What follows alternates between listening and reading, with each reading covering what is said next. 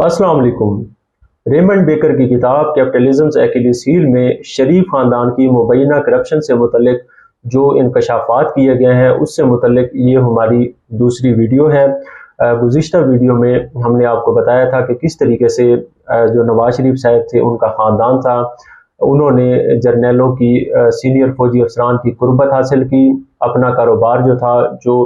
जुल्फ़िकार अली भुट्टो 1972 में नेशनलाइज कर चुके थे, इत्तेफाक फाउंड्री उसको वापस हासिल किया। इसके साथ इक़्तिदार उन्हें मिला। इस इक़्तिदार की मदद से उनका जो इत्तेफाक फाउंड्री थी एक फैक्ट्री से फैल कर 30 मुख्तलिफ कारोबारों की शक्ल अख्तियार कर गई। ये सारी तफसीलात हमने इसी किताब में से आपके सामने रखी थी। अब इस वीडियो के अंदर उन्होंने जो मुख्तलिफ मंसूबे हैं नवाज शरीफ दौर के, इसमें मोटरवे मंसूबा है, कैब स्कीम है जो गाड़ियाँ तकसीम की गई थी नवाज शरीफ दौर हुकूमत में, और बैंकों से जो इस ख़ानदान ने मुख्तलिफ अदवार में अरबों मालियत के कर्जे लिए थे और फिर इन्हें हुकूमतों की जानिब से जो था डिफ़ॉल्टर करार दिया गया था। इन कर्ज़ों की मालियत क्या थी, इसका हुजम कितना था और ये सब कैसे हुआ था, बैंकों को कैसे नुकसान पहुंचाया गया अपने सियासी फ़ायदों के लिए और अपने ज़ाती कारोबार के लिए, ये सारी तफसीलात जो हैं इस वीडियो का जो मौजू होगी और जो कुछ उन्होंने लिखा है वो आपके सामने रखेंगे। इस हवाले से रेमंड बेकर साहब ने जो इंकशाफात किए हैं उनको मैंने ट्रांसलेट किया हुआ है और उन्हीं की ज़बान में उन्हीं के जो अल्फाज हैं उसकी शक्ल में मैं आपके सामने रखता हूँ। उन्होंने बयान किया है कि लाहौर जो कि पंजाब का सूबाई दारुल हुकूमत है, जो शरीफ फैमिली के ताकत के मकाम का किरदार अदा कर रहा था, नवाज शरीफ ने 1990 में वज़ीर आज़म बनने पर पहली चीज़ की वो लाहौर से पाकिस्तान के दारुल हुकूमत इस्लामाबाद तक सुपर हाईवे की तामीर थी, जो कि नवाज शरीफ का एक देरीना ख्वाब था। इस प्रोजेक्ट की लागत का तखमीना 8.5 अरब रुपए था। शुरू के अंदर जो इसकी एस्टिमेटेड कॉस्ट थी उसकी बात हो रही है, 8.5 अरब रुपए थी और इसकी 2 बिडिंग्स हुई। कोरिया की कंपनी थी डाइवो, जिसने आधी रात की मीटिंग से अपनी तजावीज़ को मजबूत किया, वो दोनों बार हाईएस्ट बिडर रही, इसलिए वाज़े तौर पर इस कंपनी ने कॉन्ट्रैक्ट जो था हासिल कर लिया और 20 अरब रुपए से ज़ायद मालियत में अपना काम मुकम्मल किया। अब जो गुज़िश्ता वीडियोज़ होगी जिसमें मैं आपको बताऊंगा रहमान मलिक की रिपोर्ट का जो इन्होंने हवाला दिया है, उसमें इससे मुतल्लिक इंकशाफ किया गया कि इस प्रोजेक्ट के अंदर कितने अरबों रुपए जो थे वो नवाज शरीफ हुकूमत ने बटोरे थे, कमीशन की शक्ल में हासिल किए थे, फ़वाइद हासिल किए थे इसी प्रोजेक्ट में। वो भी रेमंड बेकर साहब ने अपनी जो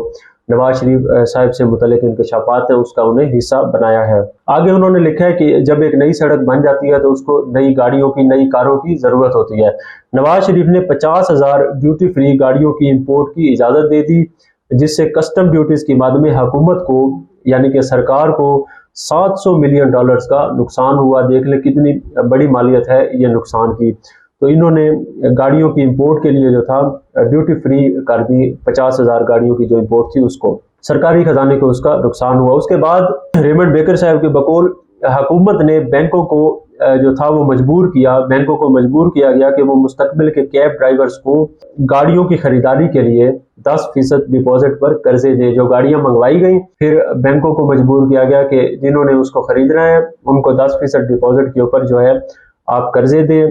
कर्ज लेने वाले, और ये गैर महफूज किस्म के कर्जे थे, कर्ज लेने वालों ने अपनी नवाज शरीफ कैब्स हासिल कर ली और इनमें से 60% जो थे जिन्होंने कर्ज लिया था 60% उनमें से ऐसे हुए कि फौरी तौर पर डिफॉल्ट कर गए। फौरी तौर पर 60% जो थे वो डिफॉल्ट कर गए। इससे बैंकों को $50 करोड़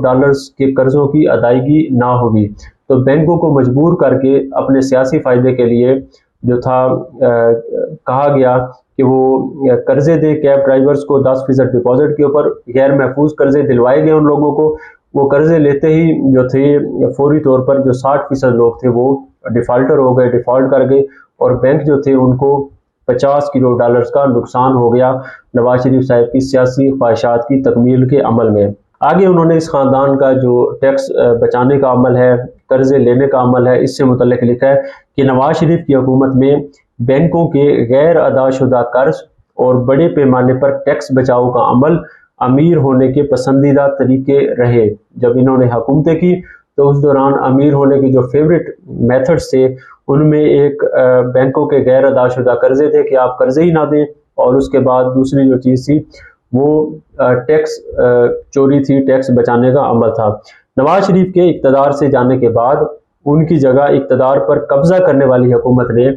جب نواز شریف 1999 میں ان کی حکومت فوجی جو تھے اس ٹائم کے جرنیل انہوں نے گھر بھیج دی،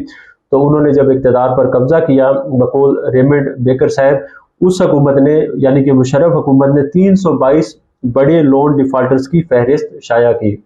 یہ جو لون ڈیفالٹرز تھے 322 جو نام تھے، انہوں نے بینکوں کے کل جو 4 ارب ڈالرز واجب الادا تھے ان میں سے 3 ارب ڈالرز جو تھا وہ بینکوں کے دینے تھے، 3 ارب ڈالرز کے یہ ڈیفالٹرز تھے۔ نواز شریف اور ان کی فیملی سے متعلق بتایا گیا فوجی حکومت کی جانب سے کہ انہوں نے قرضوں کی مد میں بینکوں کے 60 ملین ڈالرز دینا تھے۔ یہ مشرف حکومت کے دوران ہوا تھا۔ ان ڈیفالٹرز کی فہرستیں شائع کی گئی تھیں، ان کو پکڑا بھی گیا تھا، پکڑ دھکڑ ہوئی تھی، نام شائع ہوئے تھے، کئیوں سے قرضے وصول بھی کر لیے گئے، اور جنہوں نے قرضے دینا گوارا نہیں کیے انہوں نے مشرف صاحب کی جو حکومت تھی اس کو جوائن کر لیا تھا۔ اس کے اندر کافی فیمس لوگ تھے، اگر آپ اس ٹائم میں جا کے وہ لسٹیں پڑھیں جو سال 2000 یا 1999 کے آخر میں 2001 کے دوران شائع ہوتی رہی ہیں، فوجی حکومت کی جانب سے شائع کروائی جاتی رہی ہیں، ان میں سے کئی لوگوں کو دھمکا کر ان کے خلاف انہیں جیلوں میں ڈالنے کا، جرمانے کرنے کا، کاروبار بند کرنے کی دھمکیاں دے کر جو اس ٹائم کی کنگز پارٹی تھی کاف لیگ اس میں شامل کروایا گیا، یا مختلف دھڑے بنوا کر گروپ بنوا کر فارورڈ بلاک بنا کر ان کی حمایت حاصل کی گئی، جس نے مشرف حکومت کو تقویت دی۔ مشرف حکومت کا حامی انہیں بنایا گیا زبردستی، جنہوں نے یہ حمایت نہیں کی تھی ان سے یہ قرضے لیے گئے، اور اس طریقے سے یہ ساری چیزیں کسی اور ویڈیو کے اندر اس کی تفصیلات آپ کے سامنے رکھیں گے۔ بہرحال ریمنڈ بیکر صاحب یہ لکھتے ہیں کہ یہ جو لسٹ تھی اس کے مطابق شریف خاندان جو تھے انہوں نے قرضوں کی مد میں بینکوں کے 60 ملین ڈالر جو تھے اس کی ادائیگی کرنا تھی۔ اس کے بعد وہ گزشتہ دور میں جاتے ہیں نواز شریف کے پہلے دور میں کہ 1993 میں نواز شریف نے پہلی بار جب وزارت عظمیٰ سے ہاتھ دھوئے، ان کی حکومت ختم ہوئی تو اتفاق گروپ جو تھا وہ دیوالیہ ہو گیا، اتنی سپورٹ انہیں حاصل تھی حکومتی وسائل کی، حکومتی اختیارات کی۔ جیسے ہی حکومت ختم ہوئی تو یہ گروپ جو تھا یہ ڈیفالٹ کر گیا۔ اس وقت اتفاق گروپ کے صرف 3 یونٹس جو تھے وہ آپریشنل تھے۔ آپ کو بتایا کہ کس طریقے سے یہ وسیع پیمانے پر فیکٹریوں، ملوں کی شکل اختیار کر گیا تھا، تو اس کے جو تھے 1993 میں صرف 3 یونٹس جو تھے وہ آپریشنل تھے، اور گروپ کی جو باقی کمپنیاں تھیں ان کا لون ڈیفالٹ جو تھا اس ٹائم 6.25 ارب روپے تھا، اور اس ٹائم ڈالرز کے اندر جو یہ رقم بنتی تھی وہ 10 ملین ڈالر سے زائد رقم بنتی تھی۔ اب اگر ابھی آپ نے اس رقم کے حجم کا اندازہ لگانا ہے تو 10 ملین ڈالر جو ہیں ان کو کنورٹ کر کے دیکھ لیں روپے کے اندر، تو ابھی آپ کو پتہ چل جائے گا کہ یہ رقم جو تھی یہ کتنی بڑی رقم تھی جو انہوں نے دینی تھی۔ تو یہاں سے ہمیں پتہ چلتا ہے کہ مختلف ادوار کے اندر اس خاندان نے کیسے اپنے جو سرکاری وسائل تھے، اختیارات تھے، دھمکانے کا عمل تھا، جس سے متعلق بشیر ریاض صاحب نے اپنی کتاب میں انکشافات کیے جو بلائنڈ جسٹس جس کا نام ہے، گزشتہ ویڈیوز میں آپ کے سامنے وہ بھی رکھ چکا ہوں۔ اس عمل سے کس طریقے سے بینکوں کو دھمکایا گیا، قرضے لیے گئے، مظلومیت کا رونا رویا گیا جب وہ قرضوں کی وصولی کا عمل ان سے شروع ہوا، بینکوں نے جو وصولیاں ان سے کروائیں وہ وصولیاں بعد میں جب ان کو اقتدار ملتا تھا تو بعد میں عدالتوں کی مدد سے جو تھی وہ وصولیاں جو تھی ریورس کروا لی جاتی تھی، اور ان کو سود اور فوائد سمیت اپنے وسائل واپس مل جاتے تھے۔ اس کی مثال مشرف دور کے اندر بھی جو وصولیاں ہوئی تھی کچھ اس خاندان سے، وہ بعد میں جب 2013 کے اندر ان کو اقتدار مل گیا، اس کے بعد عدالتوں کی مدد سے کافی جو ان کے ضبط شدہ اثاثے تھے، جو پیسے ان سے لیے گئے تھے، وہ لاہور ہائی کورٹ نے جو تھا واپس کرنے کا حکم دیا تھا نیب کو، اور اس خاندان کو وہ ساری چیزیں جو تھیں، سارے جو وسائل تھے، جو مبینہ لوٹ مار کی چیزیں تھیں، جو قومی اثاثے تھے، وہ سرکار کو، سرکاری اداروں کو واپس کرنا پڑے تھے۔ تو یہ